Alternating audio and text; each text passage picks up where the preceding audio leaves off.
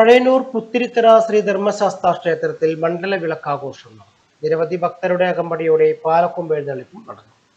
പഴയന്നൂർ പുത്തിരിത്തറ ശ്രീ ധർമ്മശാസ്താ ക്ഷേത്രത്തിലെ മണ്ഡല വിളക്ക് ആഘോഷിച്ചു. രാവിലെ സോപാന സംഗീതം, 9-ന് ഭജന, പ്രസാദകൂട്ട, ഉച്ചയ്ക്ക് പഞ്ചവാദ്യം, മേളം, 3-ന് വടക്കേത്തറ പാട്ടുകൊട്ടുകാവ് പരിസരത്ത് നിന്നും പാലക്കൊമ്പ് എഴുന്നള്ളിപ്പ്, വൈകിട്ട് ക്ഷേത്രത്തിൽ ചുറ്റുവിളക്ക്, ദീപാരാധന എന്നിവ നടന്നു. രാത്രി തായമ്പക, അയ്യപ്പൻ പാട്ട് എന്നിവയും നടന്നു.